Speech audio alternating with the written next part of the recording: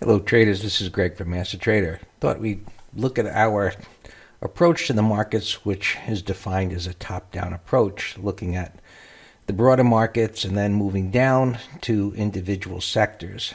What we're looking at here are weekly charts of the Sp Etf sectors, which includes the S&P 500, the industrials, technology, communications, energy, financials, materials, consumer discretionary, consumer staples, healthcare, real estate, these are REITs, and utilities. So very broad.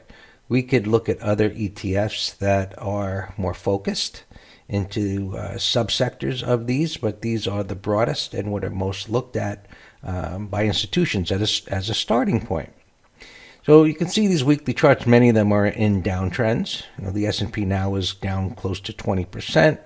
Which the media would define as a bear market. There are plenty of stocks that we could look at that are down 40, 50, 60%.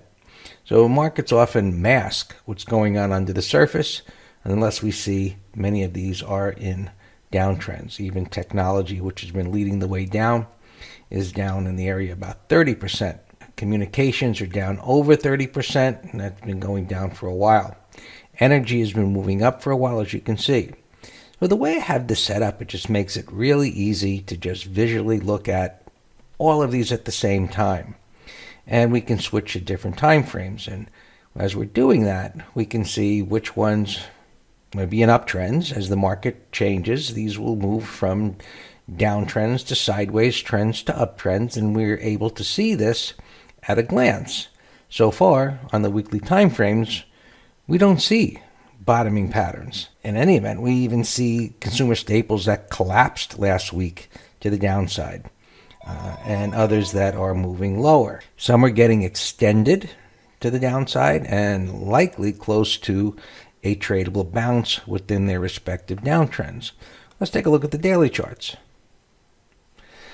And we see a little bit of bottoming action, and the S&P's retesting this low and a bottoming tail bar, still in a pretty defined downtrend, and we can see the same industrials, technology, communications. So last week there was a retest of the prior low. There was some stabilization there at the end of the week. There was an end of day rally on some of the 5-minute charts, and that leads to, is there the possibility that these might rally? Well, they might. One of the things I mentioned in our newsletter over the weekend was that typically reversals happen earlier in the day and they continue throughout the day versus happening at the very end of the day, where you can see there was a unified advance through all of these markets in the last, say, 30 or 40 minutes at the end of the day. Now, you can say whether that was short covering. I'm sure possibly that was some short covering. It could have been some bargain hunting. But what typically happens is that these markets bottom out early in the day and they advance throughout the day. Now, another thing that I mentioned was that these kind of intraday rallies typically happen in areas of price support, where we look over to the left and see, is there any support there? There were rallies before, right? This was a big intraday rally, but it fell apart because there's no significant support to the left. So I was saying, look to the left to confirm that. Now, as we look into the left, we can getting closer to support, and why we think we're getting closer to a tradable low within this bear market. In addition, we can now go down and look at all of those sectors and then the stocks within those sectors. So as we click on this, we go down to industrials and we can sort this by what did the best on the week, and we can see the pattern. Well, is it a pattern that we're interested in trading? Not really. It's in a downtrend. There's no wide range bars. There's no compelling pattern there. So just because something did well on the week, that doesn't mean that we want to trade it. Now, we can go through all of these one by one and start looking for compelling patterns. But what I'm showing you here is a starting point to this top-down approach. See what's been doing the best on the year, on the quarter, on the month, on the week, on the day, what's been doing the worst, and we can sort these whatever we like. At the end of the month, we would look at what is doing the best and worst, And sometimes what's doing the worst might actually be what might bottom and start to play catch up and do better. We can then also go to many other ETFs and see what's doing well.